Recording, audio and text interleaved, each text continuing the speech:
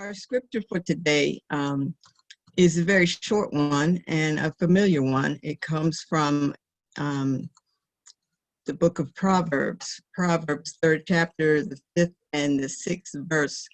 And it says, trust in the Lord with all your hearts and do not rely on your own insight.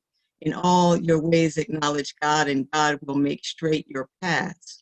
Or some of us may know that verse as, trust in the Lord with all your heart and lean not unto thine own understanding. In all thy ways acknowledge God, and God will direct your paths. I'm going to talk for a few minutes from the topic, divine GPS. Divine GPS.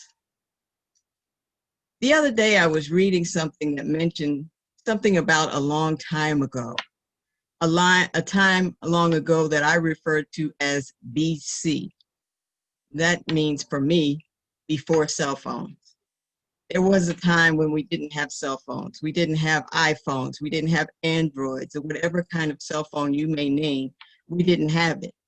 How did we ever function without those things? I don't know if you're like me, but panicking when I leave the house and realize I don't have my cell phone. It's like I don't remember how to operate without it, but now we use it to talk.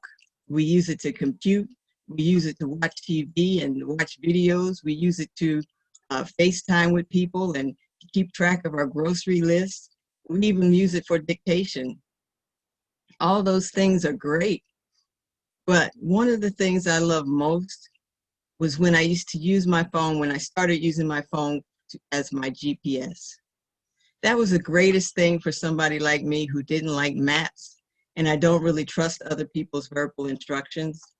So, of course, now our GPS is not just in our phone, it's built into our cars, but either way, it's one of the best things going. Although, in a way, it's kind of creepy. It's good because we're able to listen to a nice, calm voice that tells us exactly where we need to go. It's creepy when we think about, well, how does it know? And who else knows? And who else is watching where I am? Well, it's not a psychic or a mysterious phenomenon. It's a series of about 30 or more satellites that orbit the Earth at an altitude of about 20,000 kilometers. And wherever you are on this planet, you're in the line of sight for 4 of those satellites at any given time. And those satellites send a signal to your GPS at the speed of light. And the distance from your GPS to the satellite is measured when 3 of those satellites combine the measure of distance from them to the GPS. That's how it knows where you are on this planet. From that point, the GPS can direct us to where we need to go.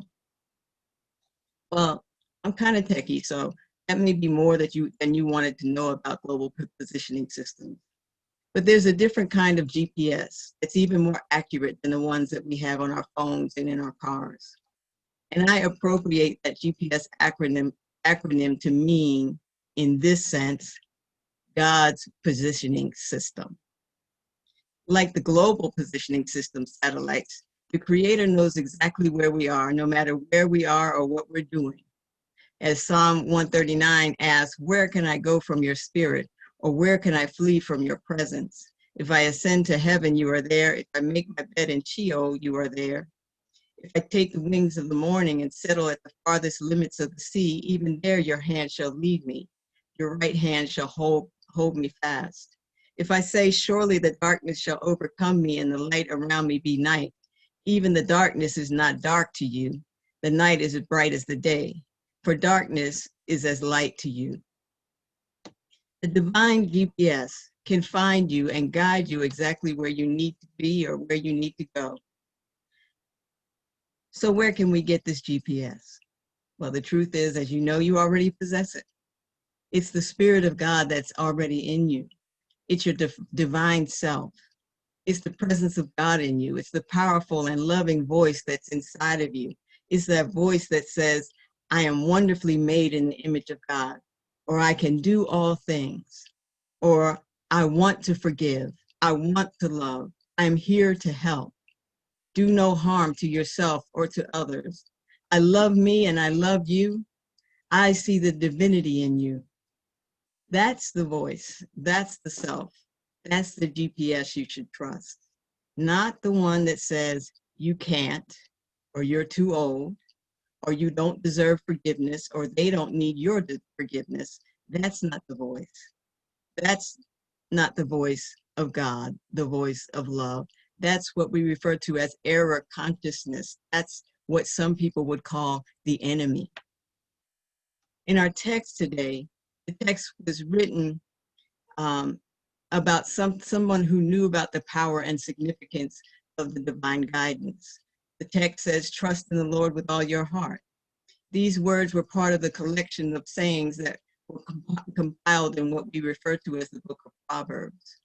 Proverbs, of course, are short, popular sayings that present some commonplace truth or useful thought, something like, don't count your chickens before they're hatched. The book of Proverbs is a compilation of sayings that were gathered over a span of hundreds of years and were used to motivate and guide the people of Israel after some difficult times in their lives. For example, first of all, when they returned from exile to Babylon in the 6th century BCE. And then again in the mid-300s BCE, when Alexander the Great defeated Persia. And here we are in 2020, still being inspired by these sayings. Trust in the Lord with all your heart and do not rely on your own insight. In all your ways, acknowledge God, and God will make straight your paths.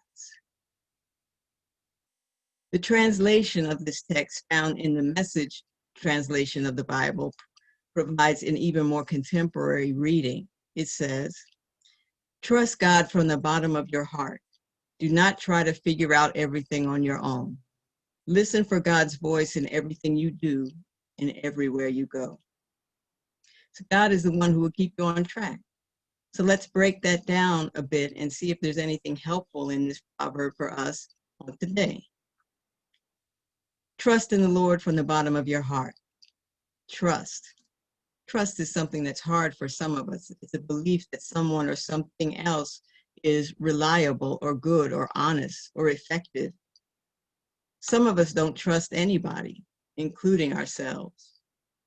But I know Benjamin Spock stated, trust yourself. You know more than you think you know. Or Stephen Covey, who said, trust is the glue of life. It is the most essential ingredient in effective communications. It is the foundational principle that holds all relationships, even your relationship with yourself. Unfortunately, there's so much in our society today that we cannot trust. We started a few years ago with alternative facts. Now our news and our leadership on all levels propagates out and out lies. So it's hard to know what we can trust. It's hard to know what we should follow or what we should do.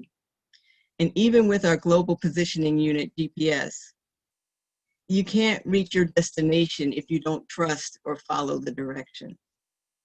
That's why it's so crucial to be able to trust in God from the bottom of your hearts and the bottom of your mind. There has to be something in our life that we can believe in. We can't continue to try to live our life on our own, not trusting in anybody. So trust in God no matter what. And finally, don't try to figure things out on your own. We get ourselves frustrated and stressed because we get stuck sometimes. We get stuck in the same old relationship problems, the same old work frustrations, the same bad news. Our minds are so busy and get so bombarded that we can't hear divine guidance. We haven't learned to quiet ourselves and realize that no matter how things work out, you can handle it. With a calm mind and spirit, it's more likely that meaningful and useful answers can come. Just like with the GPS in the car, if there's too much noise, we can't get the directions. If there's too much noise in the car, we won't be able to hear when it says in 100 feet, stay right at the fork in the road. You have to turn down the music or stop the conversation long enough to hear. That's why I always encourage listening to news and engaging in political conversations in doses. There's so much frustration, so many conspiracy theories, so many untruths that it's almost difficult to maintain a sense of hope and a sense of sanity. We need to be able to stop the buzz long enough to hear God speak in our hearts and say, I'm still here, no matter what. Now let me show you the next turn that love should make from here. What's the right action for our next move in our work for justice? We have to listen for God's voice. God's voice speaks the language of love, kindness, compassion, and justice. I'm not talking about an audible voice. I have had members of churches in the past say, what does God's voice sound like? Is it a deep voice? Is it a high voice? No, it's a small, still voice inside of yourself. It's in your own head. It speaks your own voice. But there are things that we can do to facilitate that conversation. We can read sacred texts or other inspirational writings. We can listen to music that inspires or soothes us. We can go for a walk. As I always say, we can meditate or we can pray in a way that we stop and listen. We can be silent. And it's interesting that listen contains the same letters as the word silent. We can be silent. We can journal. We can take some time for self-reflection. And soon you'll come to know when the Spirit is guiding you. You'll be able to tell how to determine when it's your doubt speaking and when it's your fear speaking, or when it's the voice of God, the voice of love speaking inside of you. Finally, God will keep us on track. When we learn or remember to trust in the Spirit will guide us. Sometimes will guide us to surprising places. But ask your best self what you need to do. Ask that voice inside of you, that loving voice, that voice of positivity, that voice of love and hope and courage, that best self. Ask that self what you need to do. That voice will tell you when somebody needs your help. That voice will tell you when we realize we've been holding a grudge or we've been being unforgiving. That voice will tell us when to let it go. That voice will tell us when we haven't been loving ourselves enough. Listen for that voice of love, that voice of positivity, that voice of hope in this time when we're hearing so many other voices and so much negativity. Listening to other people's needs is listening to God. Noticing simple natural beauty, hearing music, even confronting the challenge of pain and problems, that can all be listening to the voice of God. If you look around, you'll see that our world needs to hear another voice. Our world needs to hear divine voices, needs to hear divine words, needs to hear words of hope. But you know, we have to be able to use that GPS inside of us. We have to, I've used that GPS phrase, but you know, there's a point when we listen to the GPS and don't do what it says. I don't know if you've ever done that. The GPS has told me to go this way, and something in my mind said, no, I need to go that way. Ended up in the wrong place. But there's something that happens in the GPS that can happen in our own lives if we realize we're going in the wrong direction. In the GPS, there's this voice that comes after we've gone the wrong way. And I don't know if yours still says this, but mine will say, recalculating. Recalculating. It's saying, all right, you've gone this way for so long, you've done this, now you need to go that way. So we need to recalculate what's going on in your life. Some of us, my friends, need a recalculation.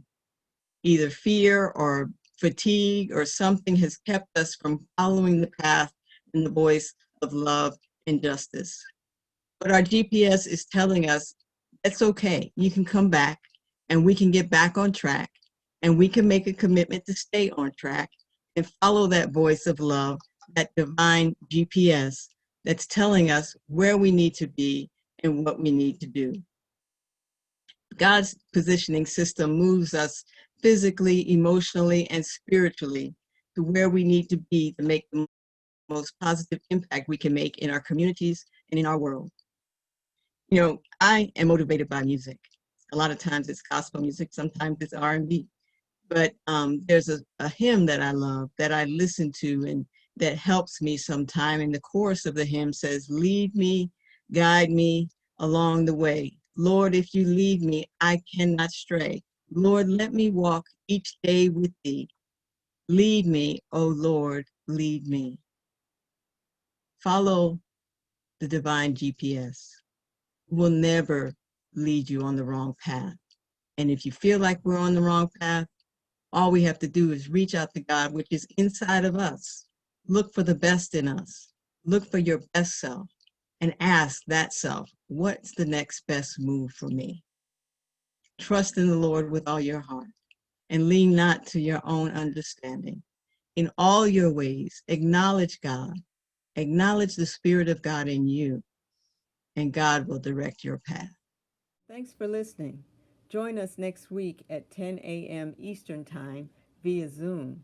Send me an email to drkathy100 at gmail.com. That's DRKATHI 100 at gmail.com. And I'll send you the information so you can join by Zoom. Well, have a great week.